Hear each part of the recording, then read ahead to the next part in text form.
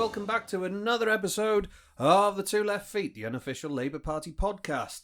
I know some of you started to listen to our rebooted version of the podcast.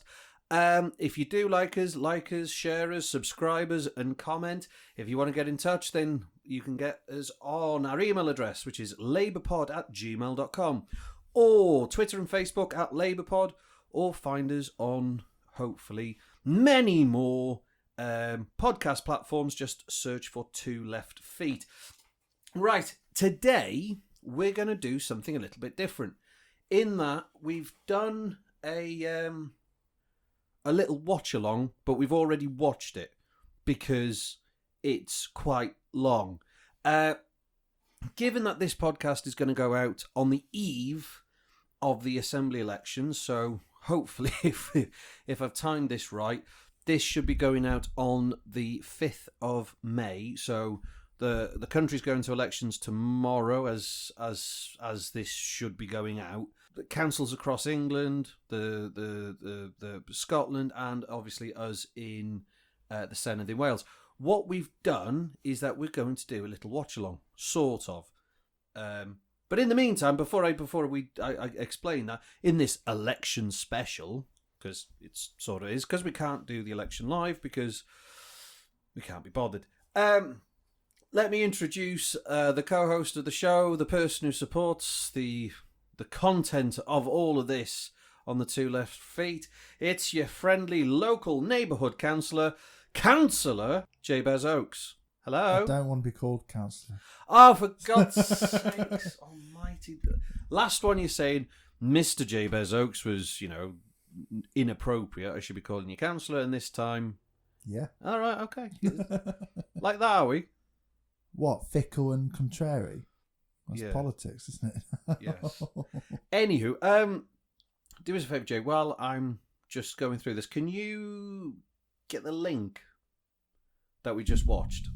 We've already watched this. Basically, for everyone out there in podcast land, all you humanoids there, we have decided that because it's now, 22 years since the formation of the Welsh Assembly and obviously the devolved governments in the United Kingdom, we went back to watch the referendum from October 1997, I think it was October, for Wales, which was a week after the Scottish referendum. The Scottish referendum obviously came back a yes, and at that point...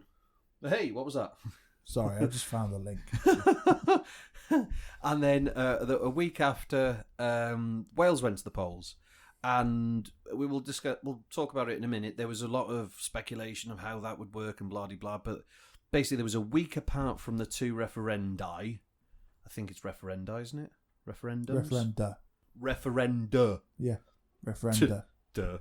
Referendum is one, referenda is two.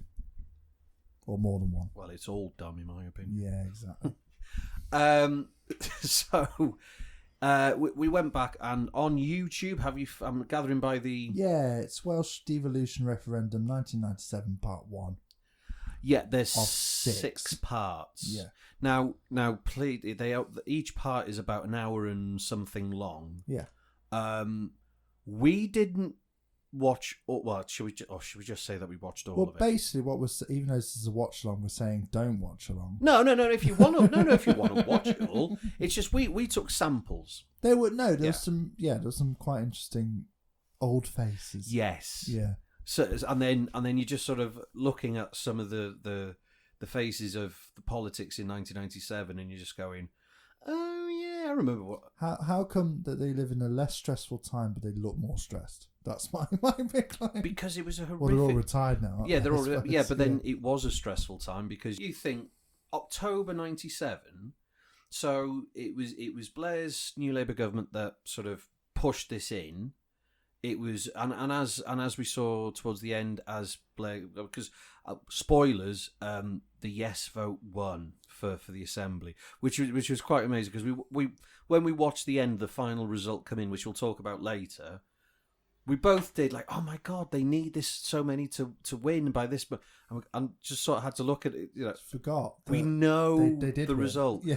We'll talk about the final result in a bit, but Blair did. In case you don't know. In case you don't know, but sorry, spoilers. The yes vote won for the Assembly to be formed. If you haven't realised in the last 24 years. This was in 97. The Assembly didn't come about till 99 after the first elections of May 99. But Tony Blair at the time, he gave a little quote at the end, and it was all about reforming UK politics and UK modernising, the modernisation. Because you made an interesting point while we were watching that, is that before that point, the House of Lords and the Commons were the only thing, a part of the legislature, and the Lords at that point was filled, crammed, and bursting to the top, full of Tories who were hereditary peers. Yeah. And it was this the whole reform of all politics across the whole of the United Kingdom, and we sort of forget that it wasn't. It wasn't, or the Tories were absolutely opposed to it, as you can imagine, because it was pushing back against their status quo. Now, here's the thing. When you started watching... So again, just it's going to be in the links below, so that all parts will be in the description below with all the links. So it was Wales referendum 1997. Part 1. Part 1. Yeah, it was start part 1. And from a chap called David Boothroyd.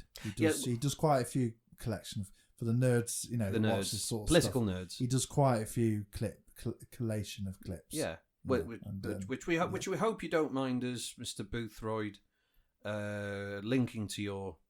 Well, he won't. Well, hopefully he gets not. More views. Yeah, he gets more views. Of content he's stolen from the BBC. From the BBC, yeah. Hugh Edwards. That was the first sort of... He was the first old, reassuring face. Yeah. Where, not changed a bit. Not one mannerism. Not. No. He's a lot younger. Yeah, he does look a lot younger. Do you know what? I think he's about 24 years younger in that episode. Do you reckon? Yes, I think so. But I think... And it was a nice sort of... It must have been... Maybe it was his first outing, because the main guy from Question Time... Dimbleby. He did it. He does most of it. Was David Dimbleby Question Time at that point, or was it still... Oh, no, it must have been.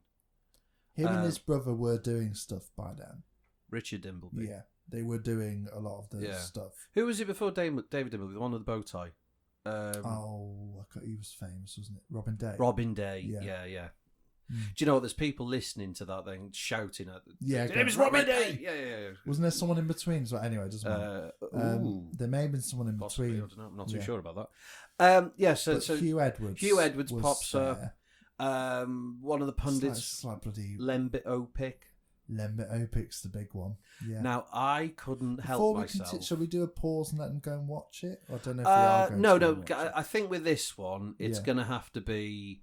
all right. We'll talk about it a little bit more, and you don't want to spoil the result.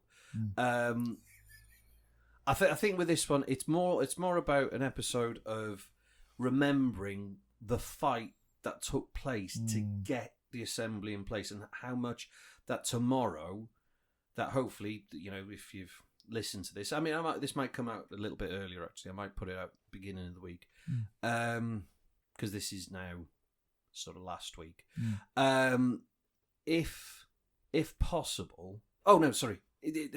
Sorry, my brain ran away before my mouth caught up there. Remember that we're just emphasising the fact that there was a massive fight and a massive struggle to actually get this Assembly created in the Assembly, now the Senedd. And one thing I forgot is the package that was offered by Westminster to Wales was significantly less than Scotland. Yeah. And I'd forgotten about that because we had a second referendum back in 2016 to give the Assembly more powers to bring us on par with Scotland. Almost to make it on, almost on par with Is there anything that we haven't got? Income tax variation. I think Scotland can vary their income tax by 3% to the base amount, which Wales can't. So that's the only major difference. There's a few other things as well, like resources and that sort of stuff, but they're... And legislation as well, because they've got their whole own What law as well? Law, law. So, and I think that's one of the. We're getting into it. So, do we want to do the pause and then? Right. So yeah. What we'll do? We'll give you time. What we did was we took a sample of some of the more interesting interviews at the time, because we're gonna when we come back, we're gonna talk about how the night went, and this is basically a commemorative, almost sort of special election podcast for the elections coming up. Tomorrow. Well, if I put it out on the 5th, it should be tomorrow. Hopefully, yeah, it will. But it'll be the 5th. And to remind everyone who's listening, you do need to vote. You do need to go out and vote tomorrow. If you're either in Wales voting in the Senedd elections, or the council elections in England, or up in Scotland voting there, it doesn't matter who you vote for. You have your own choice. You have your own reasons. But for God's sakes, vote, because people fought for this. It's as simply as stating if we had 100% turnout tomorrow, politicians would behave very differently than how they behaved last year. And which we'll talk about when we come back. Mm-hmm. Right then, so it's Wales referendum 1997 on YouTube. Flick through it. We flick through key interviews, key results coming in, and a lot of Peter Snow 1997 graphics. He goes up Snowdon on a train. Stop giving the game away. So if you want to go away, watch a bit of that. Obviously don't watch all of it, it's 6-7 hours long. But and then definitely watch the last results coming in. Certainly the last 3. So by the time you get to part 6, is it part 6 the last one? Yeah. The final 3 results come in on part 6. So get a flavour of how it's going. Skip through the results. Skip through Peter Snow's brilliant. There'll be faces you guys might know which we didn't, and it is a little bit like going, oh my god, it's him. That. And then Ron Davis, for example. Why are you giggling there? It's like Lembit Opik. I couldn't help myself. Started singing Cheeky Girl songs. That's it. When I just think that's him. Then for the rest of his career, that's it. That's him. Anyway, right. So we're gonna pause the podcast. You go away, you go and have a watch of it, and then come back and you'll know what we're talking about going forward. So we're going to pause now and listen out for the jingle, and we'll be back.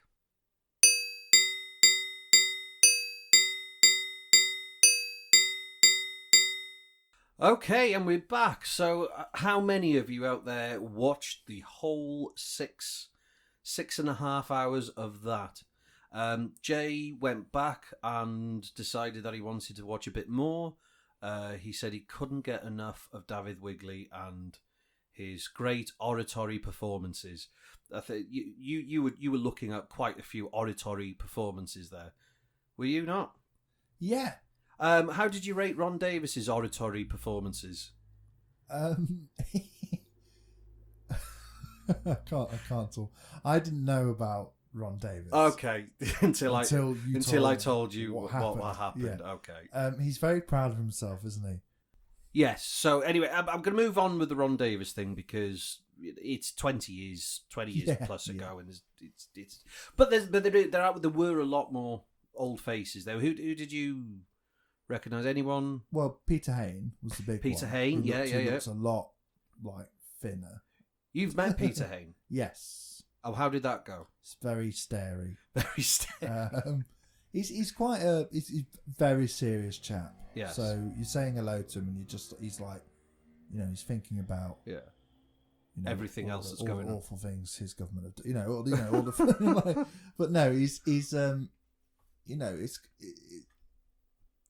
they were part of a new team. This was still new. Yeah, it was new Labour in quotes. So going with the theme of the night. So if anyone has taken the time to go and watch and just have a quick feel, dipping into the different results.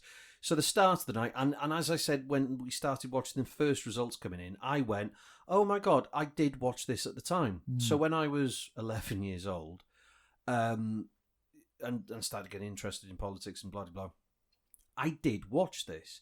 And then I realised that when the results were coming in, and I had an old black and white TV that had like a safecracker tuning device on the TV to, you kept turning it through the static until you got your channel. I had one of those, and it was donated to me by a very nice old lady who said, "Oh, you can have that." Anyway, watching it, got to about the fifth result. So Wrexham were the first up with a very poor turnout. Denbighshire came up after Flintshire. I think then it was Newport. There was the big one they were waiting for was in Newport because they thought that might, and they were all no's, and they were all staunch, quite good no's. Some of them were 1,000, 5,000. But then in a poor turnout area, yes, because what they were saying is that this is barely half the electorate. This is a 50%, and then one of the things of the No campaign was saying, well, it just emphasised the fact that nobody cares about it. Yeah. Yeah. So half the electorate didn't bother, but then that's true of a lot of elections these days. I think that's constitutional issues aren't interesting. No, they're not. No, they don't. Well, to me they are, but they're not. Yeah, to but normal then people. to the general public.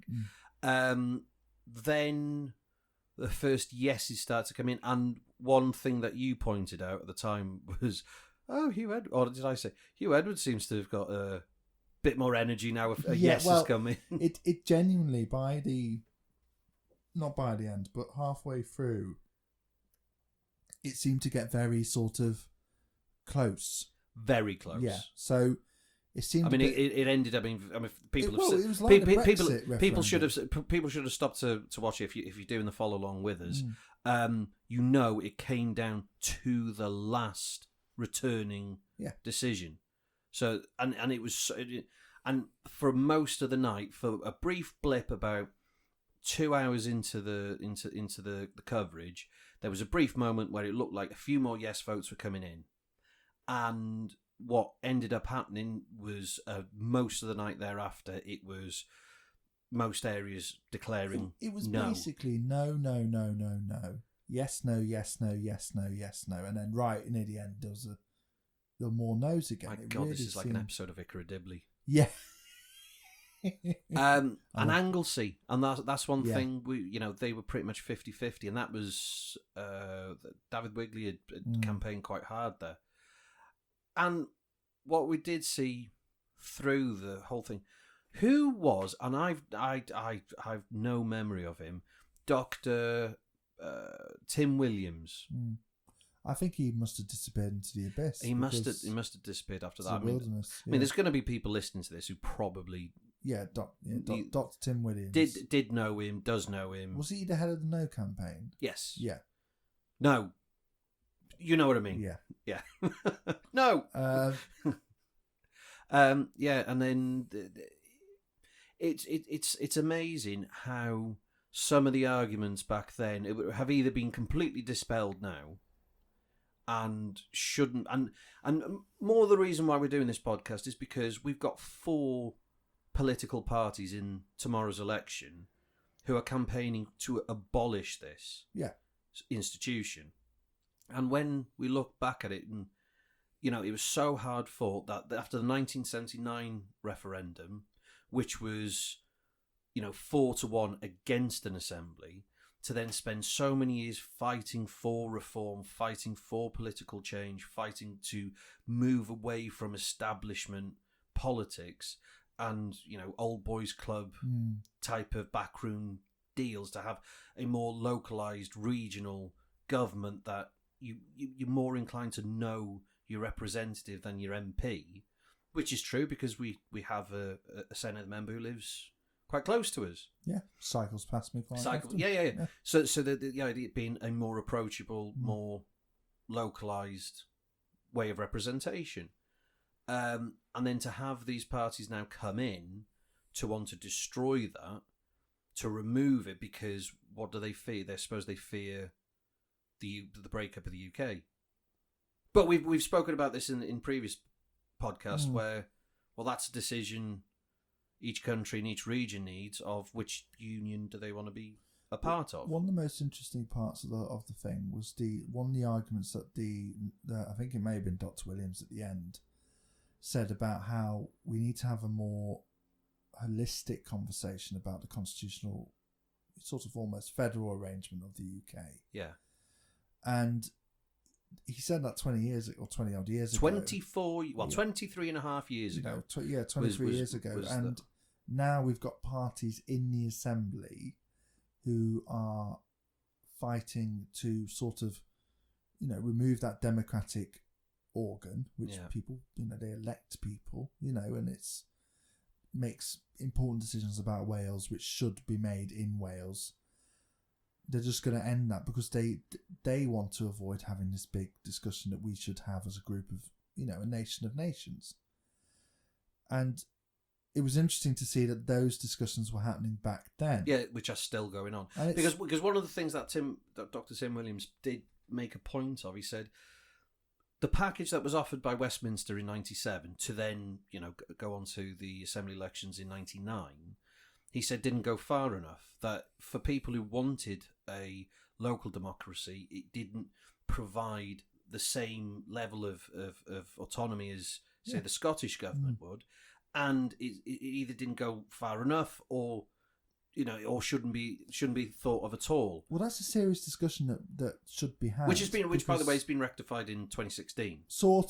Mostly. Because, we could get into the big constitutional movements. Yeah, but there's still more to move. The big difference between Scotland and Wales is Scotland has its own separate judiciary, its own separate legal system. Yeah. Scots law, and it has separate all the way up to Court of Appeal level of stuff. They've got the Court of Sessions and all that sort of thing.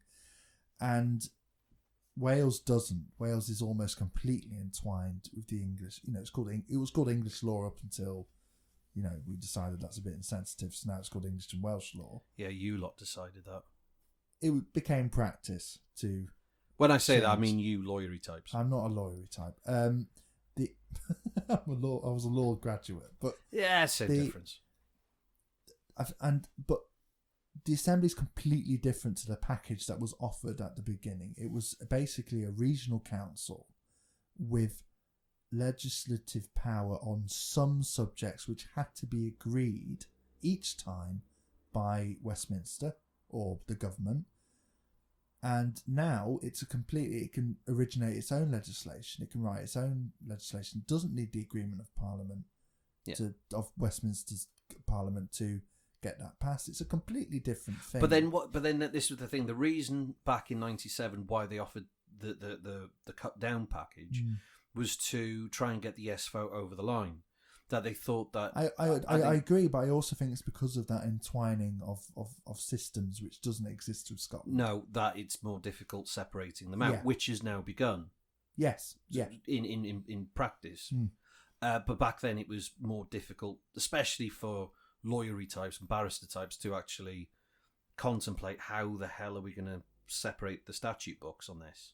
Yeah, and it's still tricky. I mean, there's still sort of, you are trying to look through various sources to find that different legislation in Wales. What good examples? Something we know about, the Health and Social Care Act. Yes. In Wales, which is different. It sets out different things. Yes, which needs more. It needs more coverage for various conditions. Right, but, just moving off the law point. So moving on through the night. Please. So sorry. yeah, because I know we can get stuck there for quite a while. So moving on from that. So as the night went on, it was a case of a couple of yes votes came in, and obviously this is not like a first past the post election. It was one person, one vote. Yeah. So it was to the numbers. It was first to get over 50%. And because the electorate was about 1.1 million in Wales in 1997, turnout was around 50%. So they were looking at about 550,000 being the number to get past to make a decision.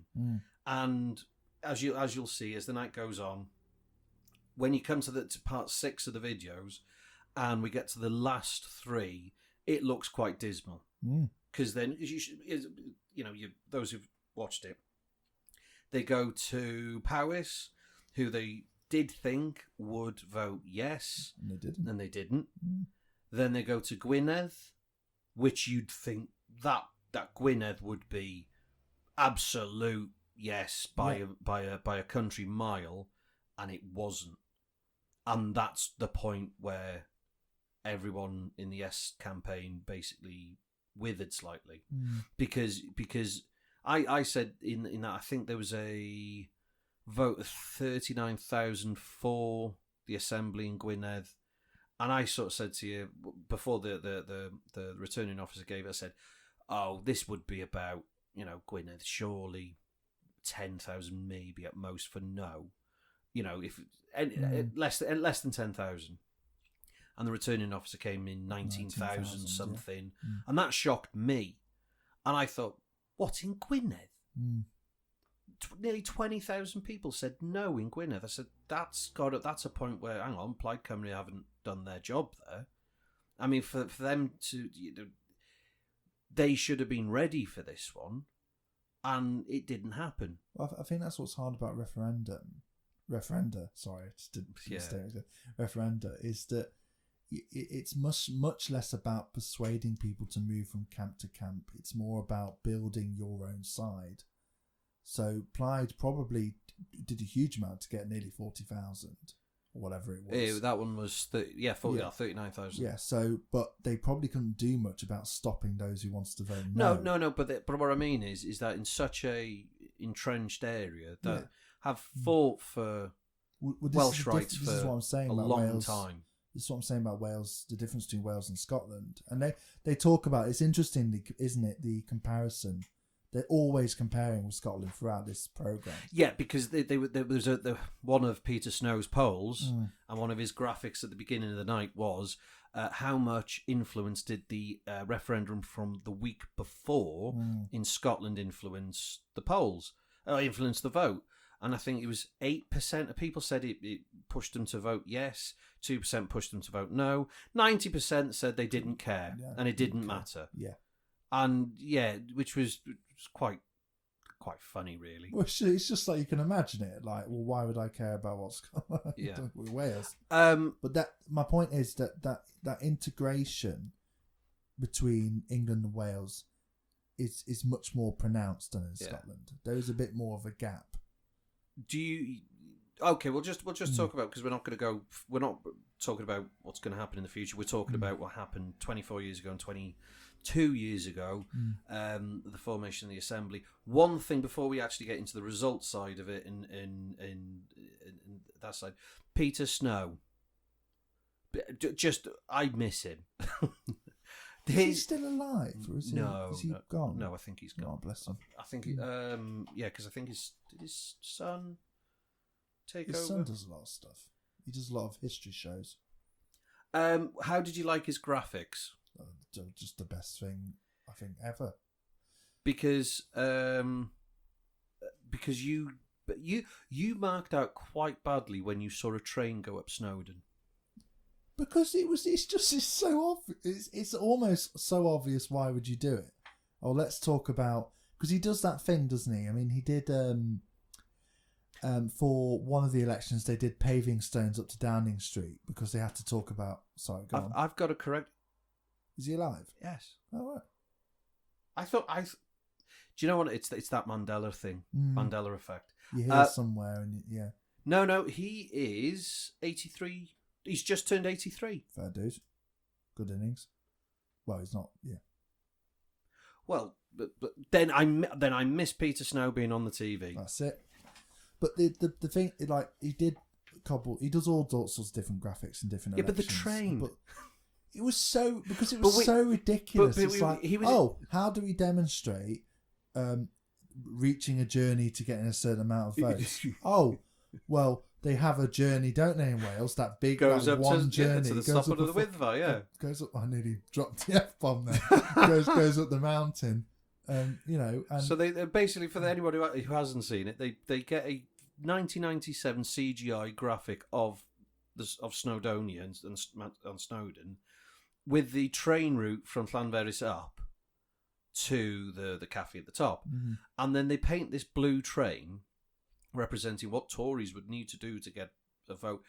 They do this whole thing of how far up the hill they need to go. It's hilarious. And it had sounds, and it had the choo-choo, yeah. And then, it was just amazing. And then the bit that I was laughing at you laughing is the bit where it got to the top and it tooted. It's toot. Like, oh yes! Those are the graphics we miss. Yeah, but the who's taken over? Oh, it's plumbing Rager 2. Jeremy Vine. Jeremy Vine does it Vine, now. Yes. Yeah. Oh, it's not quite. I mean, yeah, okay. I've seen him do some stupid ones now, but not quite the same. The cobblestones up to Downing Street's my favourite. Yeah, it's just like what is why? Yeah, what's the point? 2010. Yeah, that was because they were getting excited about the coalition and everything. Yeah, well, that was on our next podcast. We'll do 2010. No, we're not. We're not. We'll do this. Well, I don't know. We could do possibly. I think. So when it came down to it, the final vote of the night, No were leading by over 16,000 votes, and they were close to getting 50%. It was Carmarthen. It was Carmarthenshire that was last to declare. There was 16,000 votes ahead, and given, most leads in most of these declarations were like 4,000 or 5,000 at most. It just felt like Anglesey was within 500. And it was just like, but this is lost. And then, but we know it. But that's what's bizarre about it, because we knew it wasn't. We know. Well, obviously, we know it did. We obviously know it didn't lose. Because in my head, I was thinking, well, maybe they got the count wrong on the night. Was there some story I'd forgotten about how they had to correct it or something? I haven't done that much research. No. I don't seem to remember that. I was sort of kidding myself into thinking that. No, because I remember, I said to you, I remember it being close, but I couldn't, because my memory of it was as the results were coming in, and I said when I was watching it on the TV, no was coming in, and I went, oh, there you go, it's a no, and because I waited for our result in Denbighshire to come in, Denbighshire declared no, that's it. Then. Newport straight after declared no, and I switched the TV off, went to bed, and went, there we go, it's lost. Wake up in the morning. And what Carmarthenshire did at the end of the night is that they were a total of something like, if from memory now, it was 45. It was like 60. It was 60 something thousand votes total. Yeah, 45,000, and then 16,000. No, it was something like that. Yeah. No, it was 49,000. Yes, it's 49,000 votes. Yes. 26,000 no. They needed 16,000. They were 7,000 over. And even though we know the result, it was like, oh my God, to be a part of that night or that morning. And then Hugh Edwards' face afterwards, he was like trying not to smile from ear to ear, and then what an amazing night that was to be a part of. Can you imagine being in Carmarthen? Oh, must have been, my God! It must have been like, oh my God, we've done it. Yeah. That was a sort of. Not only are you thinking, oh my God, we've done it, you're thinking they did it because of us, even though that's not how it works. No, but like they must have had a bit like, oh my God. But then, how much that then has benefited a region over the last 22 years, where we've seen, okay, rightly or wrongly in some parts, people do. I mean, all government institutions should be criticised and should be held to account. But what you have to say is that over the last 22 years, you've seen a much more tailored approach to Wales and government spending and how things are run in Wales. More to the benefit than to the detriment, I'd say. I think there's things that we've enjoyed in Wales, like free prescriptions, and our education system is a lot more advantageous for people from it's a lot more democratic. And from a poorer background, you can go a lot further in education being a Welsh student than an English student, just as examples. And to go back, I mean, one of the things that we forget is that previous to the Assembly, there was one time where the Conservative, I can't remember his name now, the Conservative Secretary for Wales, instead of investing the money given by the then Major government, John Major's government, to Wales and doing infrastructure and NHS, decided that there was something like 100 million that I seem to remember that hadn't been spent or allocated, and just handed it back to Westminster. Oh no! There's this kind of decisions in a period where, Wales was 1 in 4 people were in poverty at that point, and then he goes and hands back. Well, that's the problem with centralised governance, and and that's the thing. People forget that. People forget that when the government goes further and further out from your location, you become less and less relevant. Yeah. And especially with the voting system in Westminster, where Wales doesn't have that many MPs there. Well, yeah, we've got 40 something. Yeah, 40. It's 40. And in a room of 600, it's irrelevant. Yeah. I do not want to go back to those days. Especially now when they're discussing how they're going to lower the number of MPs. And that's coming. So we're having less MPs or fewer MPs in Westminster. So, okay, I know Westminster's total number will go down about, 70 MPs? Well, 50. 50 from MPs. 50 to 60. Yeah, so they're down 600, so they're down to just up around 600. Still 600, and we'll now have 30 MPs. I don't know how far down it's going. Is it down to 30? It's 20. I haven't heard that. I thought it was. It could be 30. Yeah. Okay. Anyway, we'll see about 10 that. When too it comes. many anyway. Yeah. If anything, we should have 20 more. Yeah. Really. But for all the different areas, because they're treating huge. Well, this is swathes. the point. In the assembly, we have 20 more. Yeah. And it's Peter Snow. Peter Snow talked about this. The whole notion of regional government, that PR top up. It's you forget just how. But then, this was things. Okay, I mean, whatever you can say about Blair's government at the time, and by God, we say a lot about it. There was some really good things between 97 and 2001. Not completely all the way into it. There was a lot of good things, and this is one of them. And political reform was big on the agenda. And you got to remember, to get this in for an October referendum after a general election in May, that was one of the first things on the list. Political achievement. Yeah, absolutely. And the world we were in back then was a world where the nations didn't have their own assemblies, their own parliaments.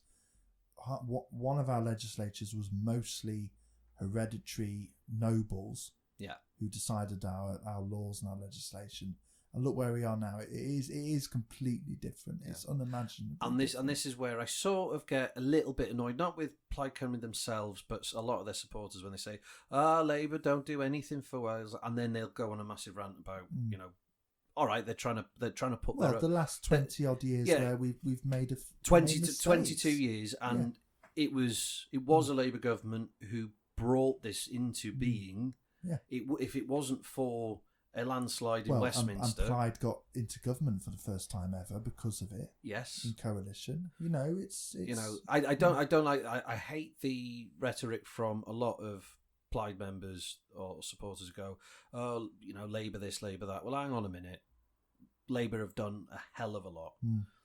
They've given Plaid Cymru a platform to be able to campaign on, and given them opportunity, which it should be, because the Labour Party is a democratic party. It should be given, choices should be given to the people, to either Labour Party members or voters.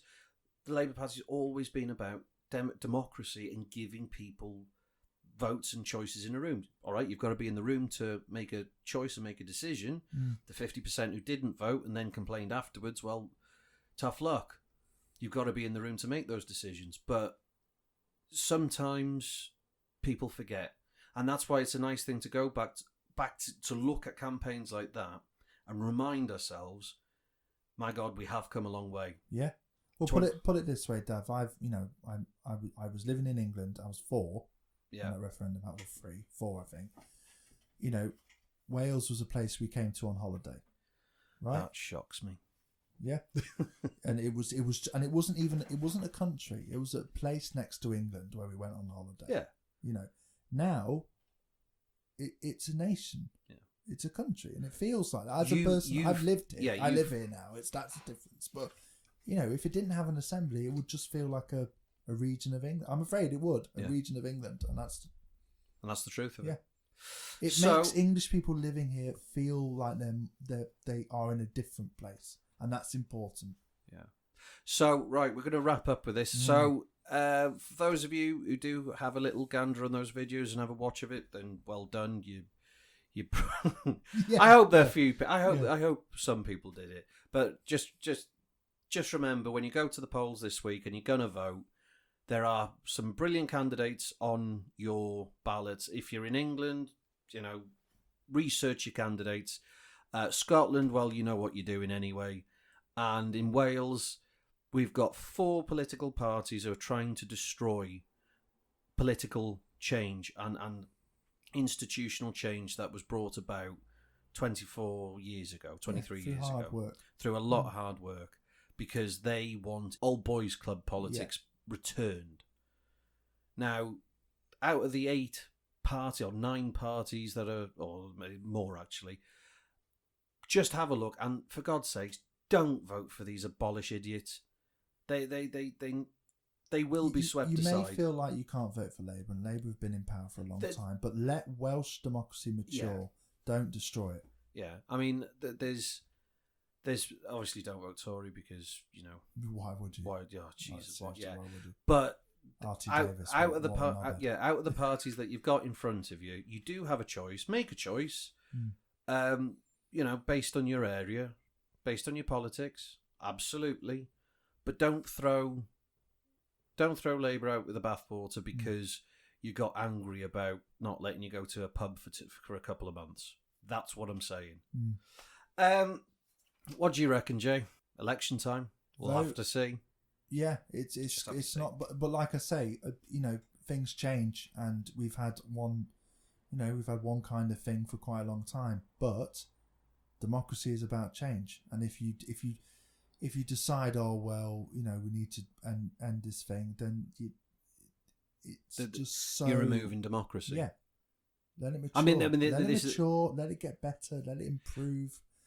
I don't think these abolish Westminster or UKIP or Reform UK or even the Tories. It's part of broken politics, which we it is. And I'm not really sort of. But doing it out of anger, voting for them out of anger, because they say one thing that you might agree with. Look at everything that you agree with. You'll most people in Wales, fair play to us. We tend to look at the bigger picture. Yeah. We tend to look at someone as a candidate, look at the whole picture, not just one issue that they come out with and that's it. Because it's a glorified council or whatever. There's more to be said, and I'm thankful for being in a period of time where I grew up, and I saw the instant transformation when I was a high school student, because when I was just started high school in '97, we had old, broken textbooks that were about 10, 15 years old. Everything was reused. Everything was horrendous. It took a couple of years, and 99 came along, and then the elections. And then when we came back, and I was in year 9, at the beginning of 1999, it was like there was a transformation. Yeah. Through that year, through that school year, we started having new computers, we had new textbooks, we had new facilities, new tables. We actually had new tables that hadn't been graffitied to death and then had to be resanded. It was just new tables. Places where you could work, the library got funded, so we had more books there. It was an instant transformation overnight. Yeah. How can you not say that wasn't a good thing? I just don't understand. It's a geographical and constitutional reality. I mean, that local government serves people better. More localised government serves people better. Which was the no argument at the time, because they said, well, if you're in North Wales, then it's people hundreds of miles away making a decision regardless. And that might still be true. But vote accordingly. Yeah. Don't vote to just get. Like I said, at least I can go to an assembly member who I know, who lives down the road, and if I have a grievance, I can ask him to have a chat, and he would, absolutely, and as most of them do. They are approachable. But my MP, my God, I don't even know if my MP's even in the constituency. You've got one MP. For Westminster, yeah, you've got 5 potential AMs you can go to around you. Yeah. who serve your area. Yeah. That's why it works better. Yeah. You know. Right. So go vote Labour. Well, if do vote Labour. But because you just should. Just don't vote Tory. Well, you should consider Tory as one of the abolished parties. That's how they're behaving. Yeah, well, they are. They have made no bones about it over the last 24 years. Yeah. They do not want power to be spread over the whole country. Yeah. They want it centralised where they can control it by themselves. And recent years has shown that. They want that power grab. Yeah. I personally want to resist that. And well, many constituencies, if you want that, you have to vote Labour. And looking at their manifesto, it's not that bad. There are some good ideas, new developments, new progressive movements. Right then, so that's the final word for this week. So if you agree with us or agree with me and disagree with Jay or think that I'm a fantastic host or Jay's just, slacking, you can get in touch with us, all you humanoids out there. By email is labourpod@gmail.com or on Twitter or Facebook @labourpod, or search for Two Left Feet on anywhere that you get your podcasts. So that's another week done. I don't know what's going to be happening next week. We'll see what happens. I assume, and I hope you'd agree with this, is that the next episode after this is the we'll discuss what post-election analysis, see what happened, and basically I want to see new, better, funnier graphics from the various outlets. From Jeremy Vine. Yeah. Well, it's Jeremy Vine now, isn't it? Yeah. It's not the same. If they do a coverage, because I've got a sneaking suspicion that they will ignore the coverage. Because they'll do a big UK one, because it's not London. Yeah. I've got a suspicion they'll do. Oh, this is just an hour special just to talk about the exit poll and then disappear. I will lose my shit if they did a train up to Snowdon again. I'd just feel amazing. That's all I want. You just another train. Yeah. Do you know what? I've just realised what Peter Snow said there as well. But they did one the week before at Ben Nevis. That's why they did Snowdon. That's it. Yes, yeah. And that's even funnier. I want to see the Ben Nevis one. But there's no train at Ben Nevis. No, but they did a train. That means they had a meeting where they said there's a train that goes up Snowdon. So we'll do one at Ben Nevis. Also, then we'll have to do one at Ben Nevis. Yeah. Right then. So for all of you out there, like, share, and subscribe. Comment on our ramblings. We'll see you next week, where we will be discussing the fallout, the aftermath, the results of the 2021 elections across the country, including obviously more centric to the Welsh Assembly for us, being in North Wales. And then we'll probably be talking about how Alex Salmon did, and his that'd be interesting, and his alternative fish party, as opposed to the sturgeon. Yeah, I got it. Yeah. I wonder if they'll get it, but I don't know. So from your friendly local neighbourhood councillor Jay. Bye. And from me, Dafydd Vaughan, I've been very, very tired watching these watch-alongs. But we'll do some more in the future. But next week will be the review. So don't miss that one. Give us a like. Right, thank you very much, everyone. See you next time. Goodbye.